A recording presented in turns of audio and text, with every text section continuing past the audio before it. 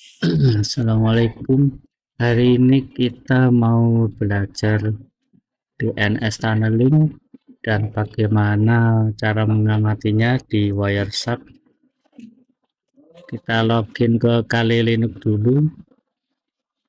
Langkah pertama, memastikan di kalinya sudah aktif server DNS-nya. Itu kita cek dbkg-l, kemudian jika belum ada maka perlu diinstal dulu. Kemudian membuat zona yaitu untuk tkj.id dan membuat host. Oke, sekarang kita lihat konfigurasinya.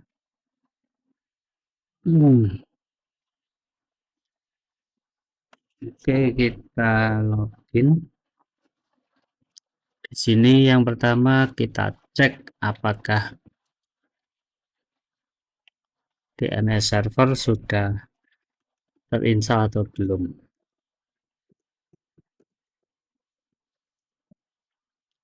Nah, di sini sudah terinstall. Jika belum terinstall, maka tinggal diinstal saja, yaitu bin9 utils,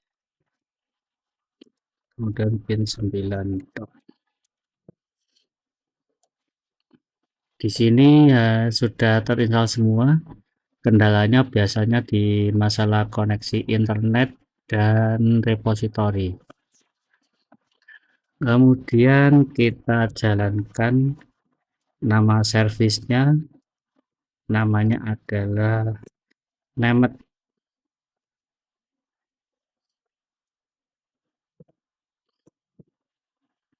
Tidak ada kendala. Kemudian kita membuat zona. Sebelumnya kita cek dulu IP kita. IP-nya di sini 56107.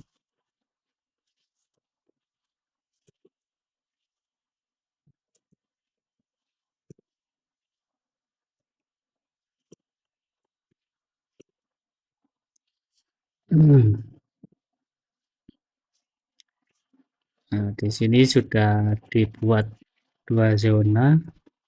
Di satu zona yaitu tkj.id, pastikan tidak ada salah ketik. Jika belum ada, bisa ditambahkan manual di sini. Nah, zonanya tkj.id, tipenya master, file konfigurasi hostnya di tkj.id. Oke, sekarang kita membuat file hostnya. Ini ketik manual tadi, kalau file contohnya juga ada. Ini nama name servernya, kemudian ini emailnya, ini kemudian time to live-nya. Oh, sudah waktunya azan.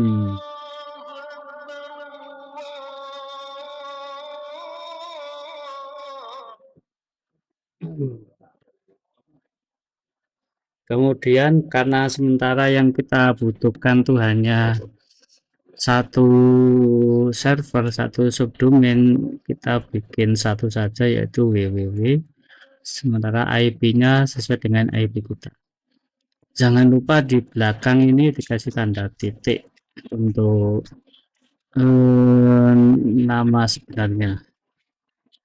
Oke, kemudian kita perlu cek apakah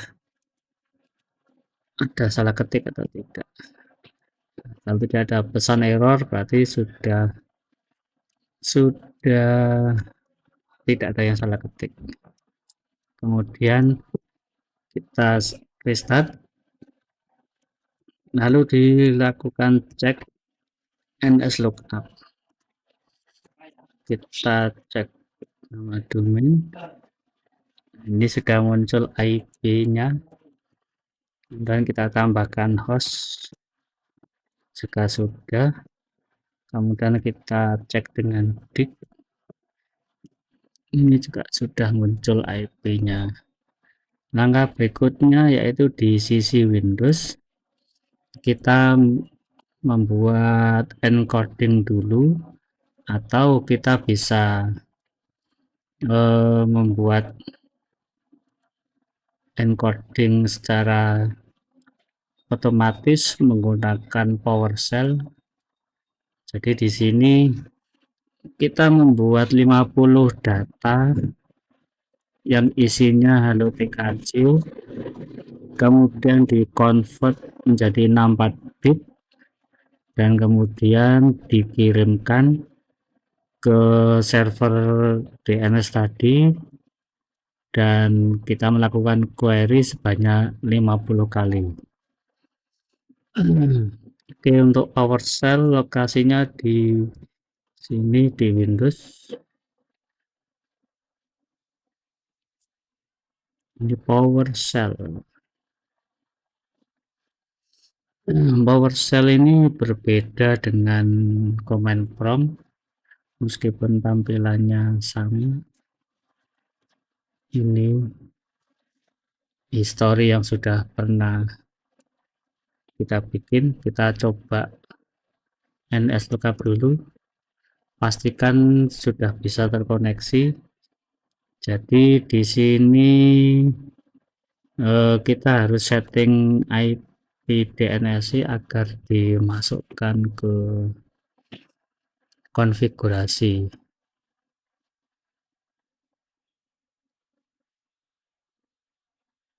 Udah buka kontrol panel,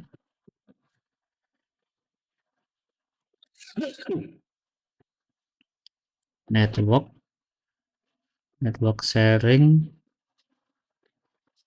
sync adapter. Nah, ini koneksi kita di host only. Kita lihat propertiesnya, kita masih menggunakan manual, yaitu di sini DNS-nya IP kali Linux tadi kita masukkan di bagian DNS. Kita kembali ke PowerShell, kita uji coba yang pertama. Nah, ini kita bikin satu baris dulu. Jadi kita membuat encoding data TKJ, halo TKJ menjadi 64 bit. Hasilnya adalah ini. Jadi nama domain subdomain kita adalah hasil encoding itu sama dengannya dihapus. Nah, dari sisi kali Linux-nya kita jalankan Wireshark-nya untuk mengamati DNS query dari PowerShell ini.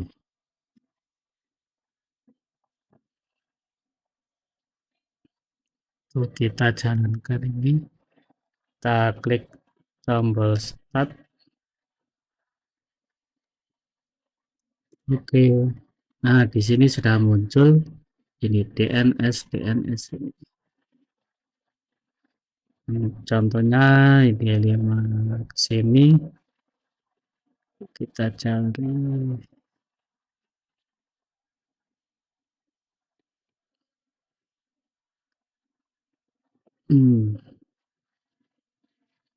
informasinya bisa kita cek di sini. Untuk cara cepatnya kita bisa membuat file teks dengan notepad, kemudian kita simpan menjadi DNS dengan ekstensinya PS1. Kemudian file ini kita panggil melalui PowerShell, dan otomatis nanti Wireshark akan bisa memantau. Oke, sekarang kita jalankan. Nama filenya adalah dns.ps1. Kita enter. Nah, ini query yang pertama, query kedua, ketiga, empat. Nah, ini muncul banyak sekali request DNS, query-nya sudah muncul, sudah mengirim 50.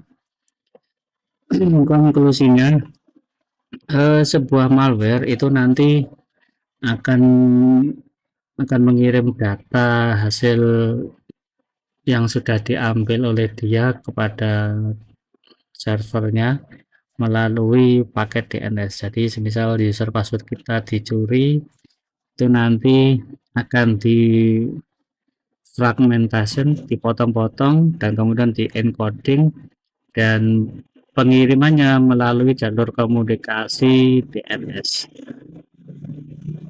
Ya, sebagai admin blue team nanti harus bisa menganalisa traffic di jaringan komputer, apakah ada query yang tidak biasanya sehingga bisa dilakukan pencegahan. Misalnya memaksa klien agar menggunakan DNS lokal dengan bantuan IP tabel atau bisa dengan bantuan mikrotik atau yang lainnya.